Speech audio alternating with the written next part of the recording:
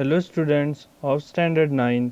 Welcome to the digital campus of DAV Moyle Public School. Let's begin with an online session of agriculture. Our today's topic is erosion. Soil is one of the most important natural resources of man. Soil are essential for man for growing crops, fodders and limbers. Once the fertile portion of the earth's surface is lost, it is very difficult to replace it. In India, the destruction of topsoil has already reached an alarming portion. Land degradation problems have resulted in increasing depletions of the productivity of the basic land stocks through nutrient deficiencies. In addition to the direct loss of crop productivity capacity, soil erosion increases the destructiveness of flood and decreases the storage capacity of water in reservoir. It is therefore necessary to keep soil in place and in a state favorable to its highest productivity capacity. Erosions are of various types like soil erosion, water erosion, wind erosion. In water erosion, there are two types. First one is sheath erosion and second one is gully erosion. Now we are going to discuss these different type of erosions in detail. Our first one is soil erosion. The process of destruction of soil and the removal of the destroyed soil material constitutes soil erosion.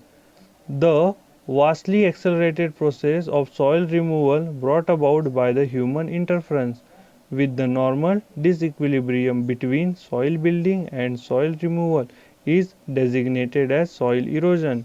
Soil erosion takes place through two agencies like water and air and are called as water erosion and wind erosion.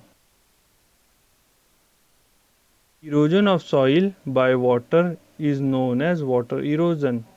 Water erosion is quite significant and takes place in chiefly two ways, that is sheath erosion and gully erosion. Let's start with sheath erosion.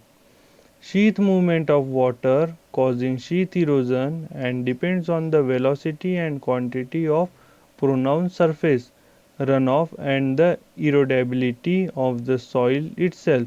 In such cases, the soil is recorded or eroded as layers from the hill slopes, sometimes slowly and insidiously, and sometimes more rapidly. Sheath erosion is more or less universal on all bare fallow lands. Next one is all uncultivated lands whose plant cover has been thinned out by overgrazing, fire or other misuses.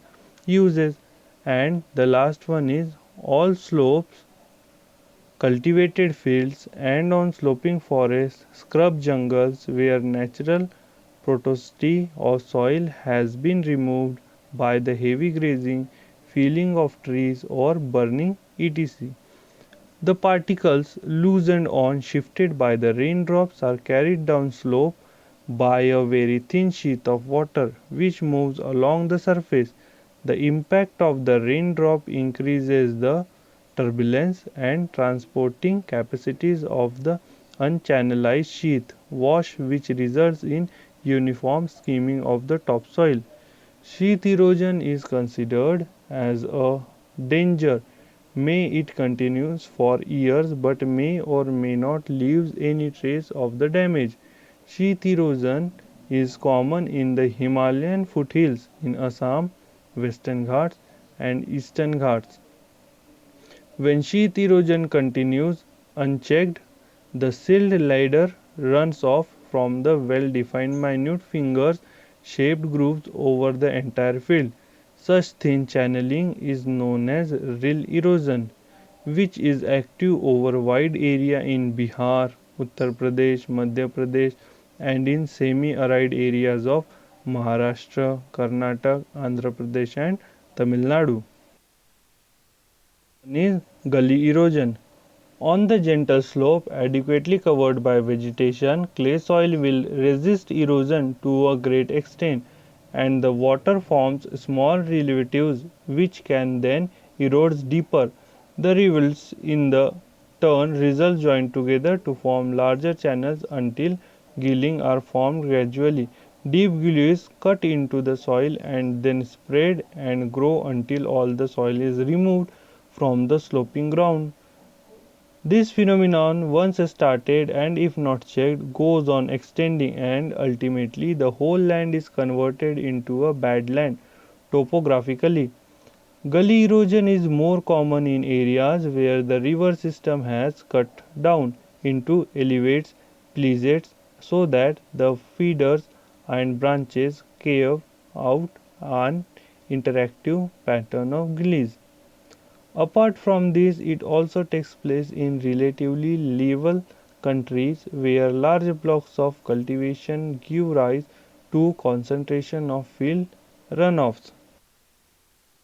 Last one is wind erosion. It occurs in dry climatic areas having a spare and low vegetation, covers on mechanically weathered, loosened superficial materials.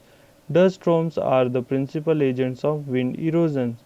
The topsoil is often blown off from the surface, rendering it infertile. Besides, with the decrease in the wind velocity, coarse and sand particles get deposited in some areas, covering the existing soil and rendering it unprotected. Now it's time to check your knowledge about today's topic. Here are some questions as your assignment.